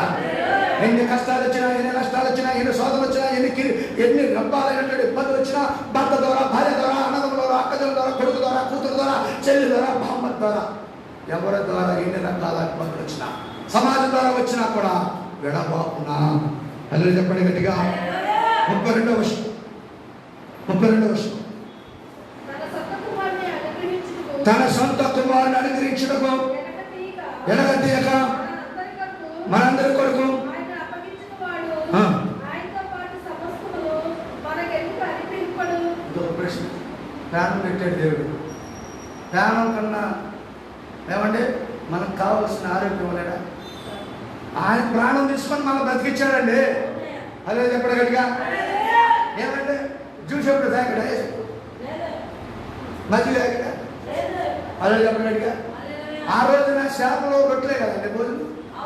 మరి ఇప్పుడు ఫంక్షన్ మారే కొద్ది మన ఇంట్లోనే ఎన్ని రకాల ఐటమ్స్. అలా చెప్పడు గట్టిగా. ఒకసారి వైట్ రైస్ అంటున్నాం, వైట్ రైస్ ఏం మోడల్ పగలా వేస్తున్నాం, పగలా ఏం మోడల్ ఈ రోజుల్లో అని చెప్పేసి ఏం వేస్తున్నాం, బిర్యానీ వేస్తున్నాం. బిర్యానీలో కలిపితే బాగోదు, మరి వేరే జాయింట్లు, ఫిష్ ఫ్రై, దేవుని స్తోత్రం చెప్పండి గట్టిగా. మరి ఏట ఏమంటే చికెన్, ఫిష్ ఎన్ని రకాలు పెడుతున్నాం. ఇన్ని రకాల సౌకర్యాలు దేవుడు ఇస్తే దేవుని స్తోత్రం చెప్పండి. తిని దేహాన్ని పెంచుకొని ఒంటరి ప్రార్థన చేయకోకుండా, కుటుంబ ప్రార్థన లేకుండా, సంఘక్రమం లేకుండా ఉండటం వల్ల ఏమాత్రం ఏం సంపాదిస్తామండి? కొంత సమయం దేవుడి దగ్గర గడపాలి కదా. 31వ వచనం. 31వ వచనం. ఇట్లుండగా ఏమందము? దేవుడు మన పక్షం ఉండగా. మనకు విరోధి ఎవడు? ఎవరన్నా విరోధం కదా? మరి ఇప్పుడు విరోధం ఎవరు చెప్పండి? నాకు నేనే విరోధం. నా మనసు ఏం చెప్తుంది? కుమారు కొంచెం బైబిల్ చదువుకోరా, కొంచెం ప్రార్థన చేసుకోరా, రాని పాటలు నేర్చుకోరా, అర్థం కాని విషయాలు అంటే అర్థం చేసుకోరా, కొంత సమయం దేవుడు గడుపు, నీ కుటుంబంతో గడుపు అని చెప్తుంది మనసు. ఇదే చర్చికి వెళ్ళే పాస్టర్ గారు ఇదే చెప్తున్నాడు, ఏ సంఘస్థంతో కలిసి మాట్లాడుతుంది ఇదే చెప్తున్నారు. ఇక మాకు తెలియదే ఏంటి? మా బైబిల్ మేము చదువుకోవడం తెలీదా? మా ప్రార్థన మేము చేసుకోవడం తెలీదా? మా కుటుంబంలో కలిసి మేము ప్రార్థన చేసుకోవడం తెలీదా? దేవుడి పిల్లలు గమనించండి. అలా ఎప్పుడు మాట్లాడతారు. ఎవరు విరోధండి? నీ మనసుకి నువ్వే విరోధి. నా మనసుకి నేనే. ఇది ఎప్పుడే చెప్తుంది? కుమారుడా, ఈరోజు లేచావు, ఆరోగ్యంగా ఉన్నావు, బలం ఉన్నావు, శక్తిగా ఉన్నావు, లేచి లేవగానే నీ కుటుంబంలో పనులన్నీ చేయటానికి వెళ్తున్నావు కానీ, చూస్తున్నావు కానీ, మోకరించావా? స్తుతులు చెల్లించావా? వాక్యం ధ్యానించావా? ప్రార్థన చేశావా? ఇది అడిగితే నువ్వు గుంజుకోండు అని తెలియదా? పని చేయకపోతే ఎవరు తెచ్చి పెడతాడు? పాస్టర్ తెచ్చి పెడతాడా? పాస్టర్ తెచ్చి పెడతాడు. ఎక్కడ రాయబడతాయి? దెబ్బ మీద దీపం పెట్టి దేవుడు అంటే దిక్కంటే తెలియజేస్తానండి కొంతమంది. అదే చెప్పండి గట్టిగా. దేవుడు గాలిలో దీపం పెట్టమన్నాడు ఎవడన్నా? నువ్వు చేసేది నువ్వు చేస్తే దేవుడు ఆశీర్వదిస్తారు, కానీ నువ్వేం చేయకోకుండా దేవుడు ఆశీర్వదించమంటే దేవుడి స్తోత్రం. చూడండి మరొక మాట. ఏప్రిల్ రాసిన పత్రిక 7వ అధ్యాయం 5వ వచనం. ఏప్రిల్ రాసిన పత్రిక 7:25. 7లో ఈయన తన ద్వారా దేవుని యొద్దకు వచ్చి వారి పక్షాన విజ్ఞాపన చేయుటకు నిరంతరం జీవిస్తున్నాడు కనుక వారిని సంపూర్ణంగా రక్షించుటకై శక్తిమంతుడై ఉన్నాడు. చచ్చిపోయాడు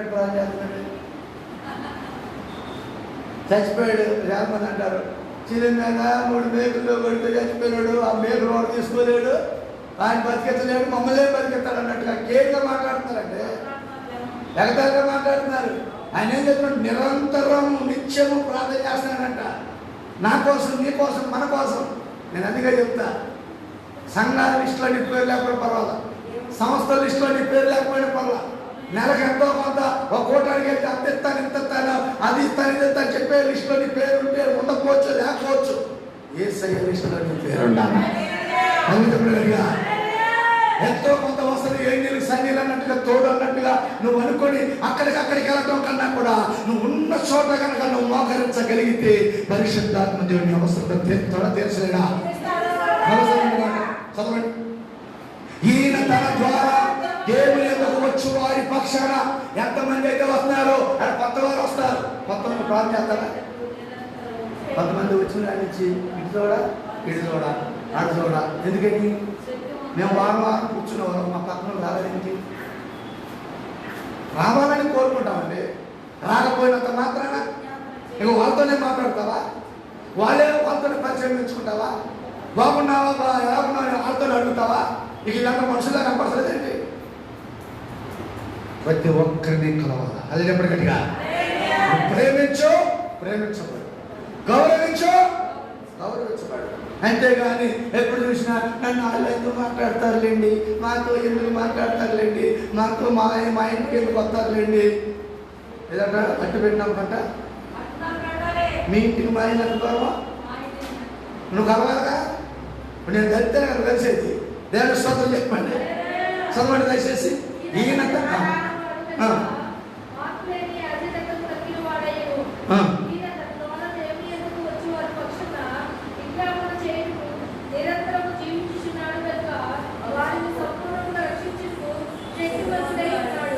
ఆయన రక్షిస్తాడు. నువ్వేం కదా ప్రార్థన చేసేది నేను, నువ్వు, మనం. రక్షించేది ఆయన. అంతేగాని నీకు రక్షణ రాదులే. ఇక నీ బతికింతేలే, నీ సూపు మారదలే, నీ ఆలోచన మారదలే, నీ బతుకు మార్చుకోలే, నువ్వు ఎంత చెప్పినా ఇంతేలే అన్నావో ఒకనొకప్పుడు ఆలతో అనిపించుకోవాలి. ఏమంటారు సార్, నాకు చెప్పావుగా, దేవుడు గొప్పవాడు అన్నావుగా, దర్శనాడుతున్నాడు అన్నావు, ప్రవచనాలు ఎత్తున్నాడు అన్నావు, కళలు అన్నావు, అది అన్నావు, ఇది అన్నావు, ఎంత చెప్పావు? మా పాస్టర్ గారు గొప్ప, మా సంఘం గొప్ప, అబ్బో ఇక పరలోకం అంతా అక్కడే దిగిపోద్ది అన్నట్టు చెప్పావుగా. ఇప్పుడు ఏమైంది ఆ ప్రార్థన? అంతం మాత్రమే కాకుండా నీ ముందు వాళ్ళే నిలబడి పాట పాడి ప్రభుని స్తుతిస్తారు. అదే చెప్పడు గట్టిగా. అట్ట చేయగలరు ఆయన, అంత సమర్థుడు. కాబట్టి ఎవరిని వెలుసూపు చూడద్దు, గేలి చేయద్దు, అవమానంగా మాట్లాడద్దు, తునీకరించి మాట్లాడద్దు. దేవుడి పిల్లలు ఆఖరిగా అక్కడ 26వ వచనం చదివేసి ప్రార్థన చేస్తున్నాం.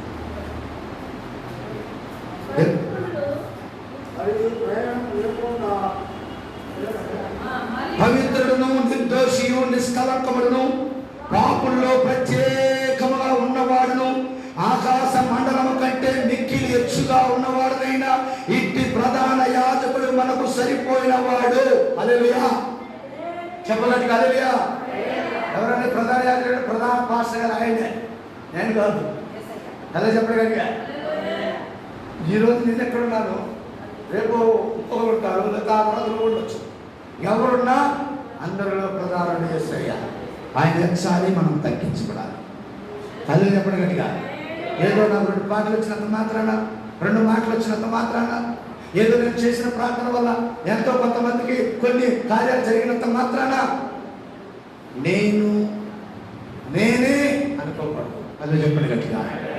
ఏది జరిగినది నీ శబ్దమే. దేవుడి మాటలు దీవించుకున్నాక ప్రార్థన చేస్తున్నాం. లేచిన పడండి. ఈరోజు ఈ మాటలు విన్నా నా ప్రియ దేవుని పిల్లలారా, ప్రియ సహోదరు సహోదరుడా, తల్లిదండ్రులారా, అన్నదమ్ములారా, అక్కచెల్లులారా, స్నేహితులారా, శ్రేయభిలాసులారా, స్వయంగా ప్రార్థనలో పాల్గొంటున్న వాళ్ళారా, ప్రత్యక్ష పురుషాలు వీక్షిస్తున్న వాళ్ళారా, యేసుక్రీస్తు నామమున 2 చేతులు జోడించి ప్రార్థన మిమ్మల్ని కోరుతున్నాను. యేసే మనకు నిజమైన మాదిరి, నిజమైన సహకారి, నిజమైన పోషకుడు, నిజమైన ఆదరణకర్త, నిజమైనటువంటి కృప కలిగిన దేవుడు. ఆయన వాగ్దానం చేసి వాగ్దానం నమ్మదగిన దేవుడు, వాగ్దానం నెరవేర్చే దేవుడు. దేవుడు పిల్లలారా, ఏ సమయంలో కూడా